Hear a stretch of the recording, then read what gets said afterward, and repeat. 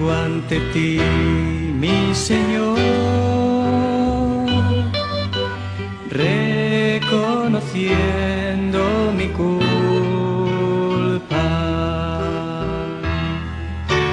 con la fe puesta en tu amor, que tú me das como a un hijo. Saludos amigos, bienvenidos una vez más a este espacio de reflexiones pastorales para seguir creciendo e interiorizando a la luz de la palabra de Dios. Nos gustaría que cada uno de los que con frecuencia participan de este espacio se suscribieran y, si le parece, nos enviaran su parecer para uno ir mejorando, ir creciendo y haciendo más efectiva esta herramienta de formación.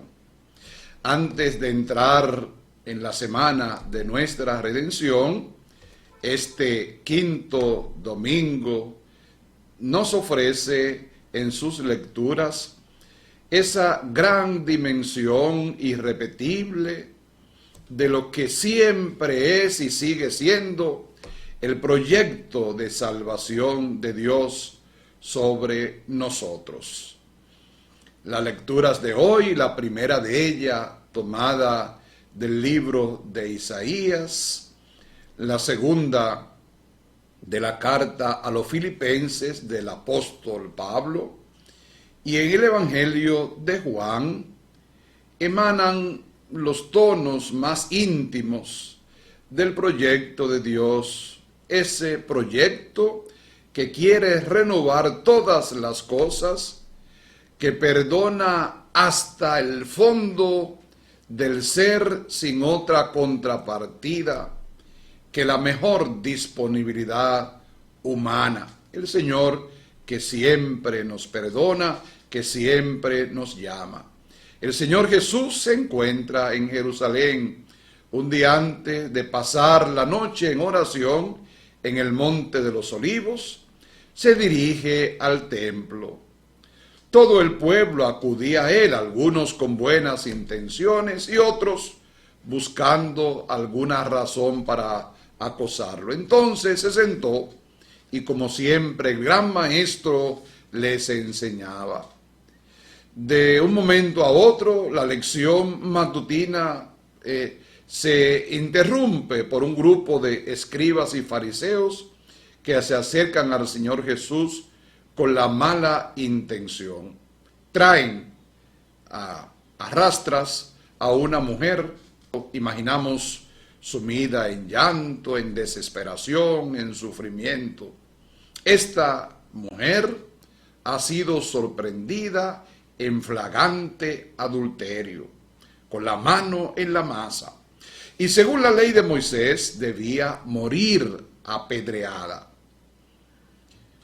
Si se sorprende a un hombre acostado con una mujer casada, morirán los dos. El hombre y la mujer darán su vida. Así harás desaparecer en Israel el mal. Eso lo vemos en Deuteronomio capítulo 22 y en Levítico 20. La sentencia era clara e inapelable. La mujer había cometido un pecado gravísimo y debía pagar por ello con su vida.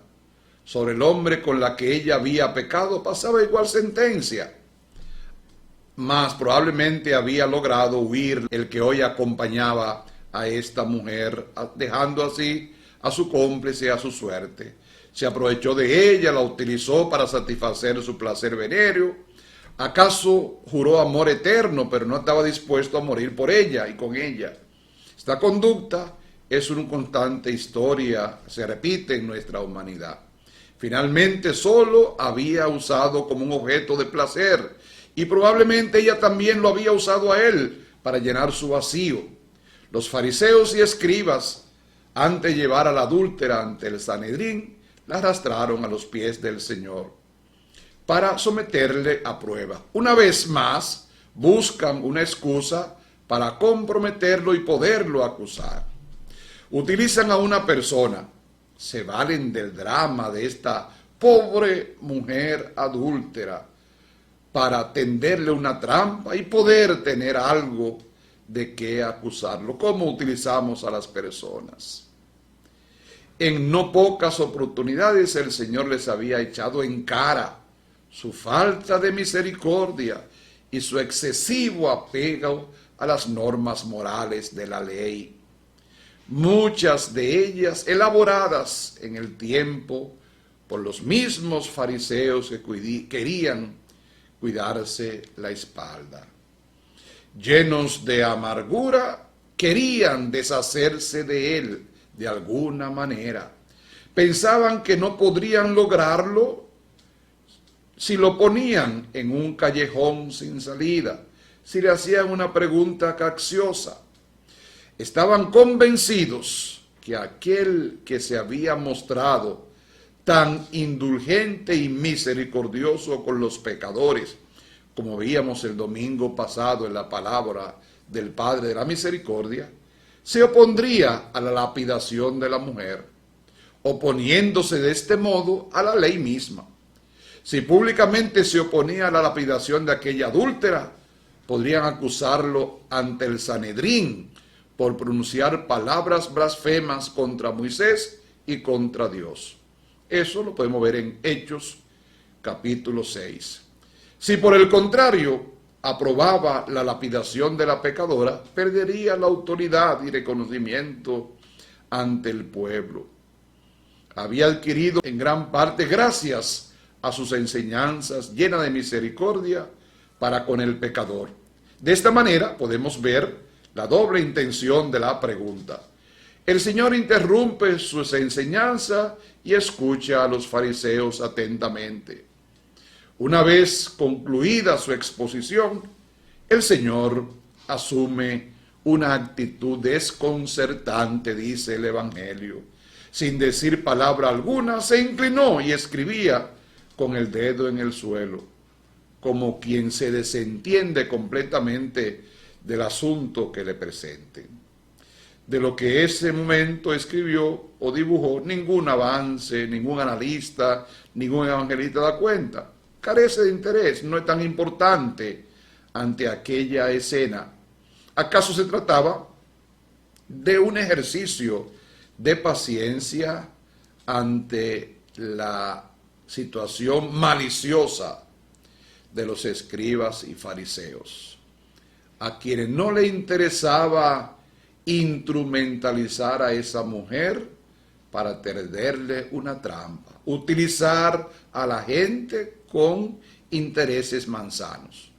Los impacientes escribas y fariseos insisten en su cuestionamiento. Jesús se pone de pie y pronuncia una escueta y lapidaria sentencia: el que esté sin pecado, que tire la primera piedra.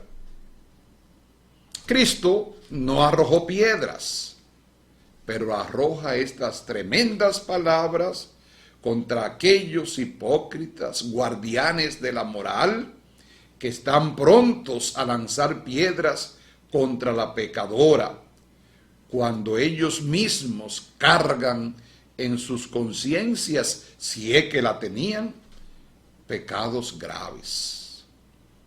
Ay de nosotros cuando acusamos a los demás, cuando pretendemos que el otro haga sin yo esforzarme por ayudarme. La sentencia del Señor, cual espada afilada, entra hasta lo profundo de su conciencia y penetra el corazón más endurecido. Largo discurso, sino tan solo unas agudas palabras bastan para invitar a los acusadores a mirarse a sí mismos antes de reclamar el castigo para aquella pecadora y ejecutar la sentencia de muerte, la sentencia que fue suficiente para desarmar la trampa y para liberar a esta mujer de la muerte merecida por su grave pecado. Jesús, que nos invita a cuestionarnos. Comenzando por los más viejos, se fueron retirando uno tras otros, porque la edad nos da habilidad, pero también algunas veces nos da maña. Cuando todos sus acusadores se han marchado, Jesús pregunta a la mujer, mujer, ¿dónde están tus acusadores? Ninguno te ha condenado. Ella responde, ninguno, Señor. Tal vez esperaba que ahora Jesús sí le iba a condenar, pero Jesús le dijo, tampoco yo te condeno. Vete y en adelante no peques más. Al decir tampoco yo te condeno, le estaba diciendo, sé que has pecado gravemente y que según la ley de Moisés mereces la muerte. Yo podría apedrearte y condenarte, pero date cuenta que no he venido a condenar, sino a salvar, como aparece en el Evangelio de Juan, en el capítulo 3, versículo 17, que yo he venido a hacer todo nuevo, como nos decía el profeta Isaías en la primera lectura de hoy. Yo no apruebo tu pecado, pero te perdono y te renuevo interiormente, porque el amor que te tengo te redimo. Hago de ti una mujer nueva y te doy una nueva oportunidad para que tú, libre ya de tu pecado, reconciliada con Dios, sanada interiormente de las heridas que tú misma te has hecho por el mal, anda y no peques más. Así, convirtiéndote del mal camino que había emprendido, y vive en adelante de acuerdo a tu condición y dignidad de hijo de Dios, porque para Dios el hombre y la mujer tienen igual dignidad, igual valor, y tú eres una amada del Padre. Olvida lo que ha quedado atrás y lánzate ahora a conquistar lo que está por delante, como nos decía el apóstol Pablo en la perícopa que hoy escuchamos. Corremos hasta la meta para alcanzar el premio que Dios nos tiene prometido para la vida eterna. Y Pablo hoy es reiterativo en este aspecto de la palabra de la gracia de Dios. El pecado, el hacer el mal que no queríamos, la caída en el peregrinar es parte de nuestra experiencia cotidiana. ¿Quién de nosotros está libre de pecado? Nadie. En la Escritura leemos 7 veces, es decir, innumerables veces, cae el justo. Y eso lo encontramos en Proverbios 24, 16. No podemos olvidar jamás que todos somos pecadores y frágiles. Y que si no obrar bien, a la puerta está el pecado, acechando como fiera que te codicia. Lo vemos tanto en el Génesis como en la primera carta de Pedro, que dice que el diablo anda como león rugiente buscando a quien devorar. Muchas de las caídas que experimentamos serán más o menos leves, como tropezones en el andar. Sin embargo, estas no son despreciables, sobre todo cuando se repiten con frecuencia y por debilidad más que por maldad, pues no vuelven cada día más torpes para caminar. Las pequeñas infidelidades abren el camino para caídas más fuertes. Esas hacen que de pronto nos estrellemos de cara al suelo, a veces sin poderlo o sin quererlo, y muchas veces sin podernos levantar. Los pecados fuertes, como es el caso del adulterio de aquella mujer, cuando se cometen por primera vez, producen una experiencia interior tremenda, confusión en la mente, así como sentimientos entremezclados de dolor, de corazón, pérdida de la paz interior, vacío, soledad, tristeza, amargura, angustia y mucha vergüenza. Cuando se repiten violentando una y otra vez la voz de la propia conciencia y haciendo caso omiso a las enseñanzas divinas, vuelven el corazón cada vez más duro, insensible y cínico. El pecado tumba también, trae consigo un distanciamiento de Dios, tumba nuestra relación con Él. La vergüenza, el sentimiento de indignidad o de suciedad, el pensamiento de haber traicionado o defraudado al Señor y todo lo que Él hizo por mí, lleva a esconderse de Dios como pasó allá con Adán en el paraíso, a huir de su presencia, a apartarse de la oración, de la iglesia y de todo y de todos aquellos que nos recuerdan a Dios. La tumba del pecado, cuando se repite algunas veces, termina por alguna también dándonos durísimo y volviéndonos a la esclavitud de la que es muy difícil liberarse. Nos hunde asimismo en un dinamismo perverso de autocastigo y autodestrucción que dificulta enormemente el que volvamos a ponernos de pie, que nos perdonemos lo pasado y nos lancemos nuevamente hacia adelante a conquistar la meta que es la santidad. Las caídas graves nos llevan a tener pensamientos recurrentes de desesperanzas. No hay pecado tan grande como el mío. Mi Dios me puede perdonar. Para mí ya no hay salida, pensamos nosotros alguna vez. Y recordemos la parábola del Padre misericordioso del domingo pasado. El Padre que perdona y que siempre nos está esperando. El peso del pecado se hace demasiado grande y nos va hundiendo en la muerte espiritual. En efecto, el pecado, cuando madura, engendra muerte.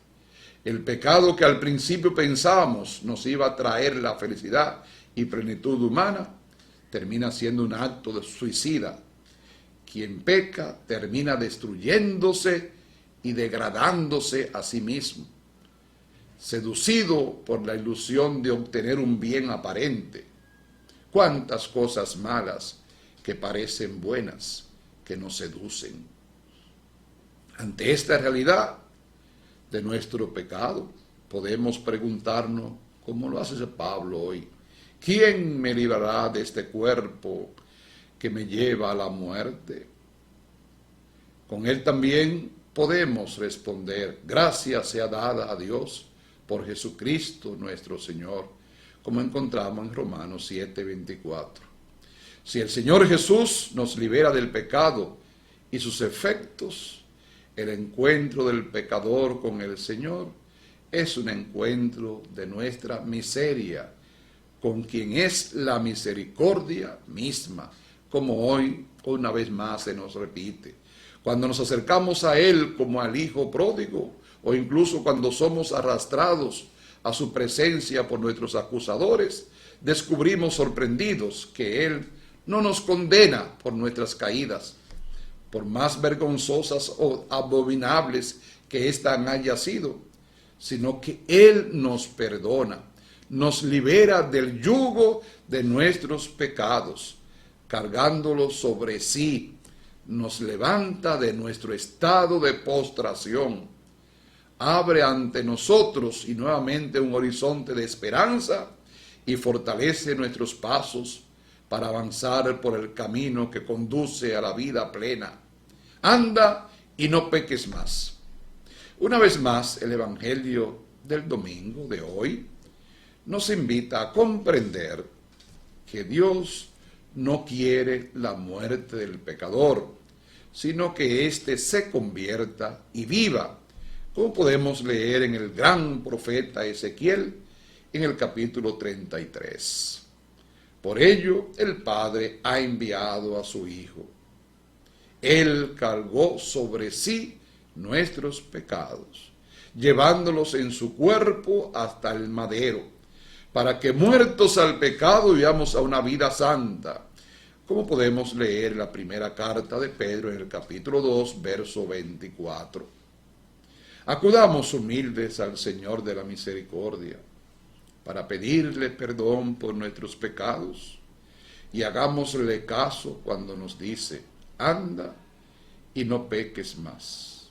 Es decir, lucha decididamente para no caer nuevamente en los graves pecados que ha cometido. Y reza, comunícate con Dios, persevera para encontrar en el Señor la fuerza para levantarte y para perseverar en la lucha de cada día. El Señor es bueno, como hoy también oramos con el Salmo. El Señor es lento a la cólera, el Señor es misericordioso, pero el Señor es justo y el Señor es la misma verdad. Él te concede un tiempo para corregirte, mientras que tú prefieres aprovecharte de esa demora en lugar de convertirte. Fuiste malo ayer, puede ser bueno hoy. Has pasado el día haciendo el mal, mañana puede cambiar de conducta.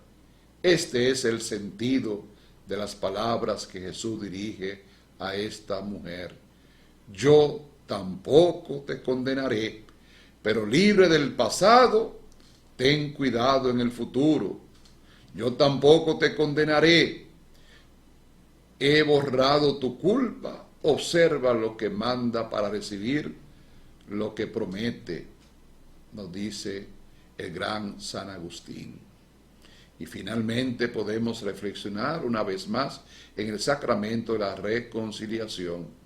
Cristo quiso que toda su iglesia, tanto en su oración como en su vida y obra, fuera el signo y el instrumento del perdón y de la reconciliación que nos adquirió al precio de su sangre. Por eso nos regaló el gran obsequio del sacramento de la reconciliación, la posibilidad de, después del bautismo, haber cometido un pecado y la posibilidad del arrepentimiento.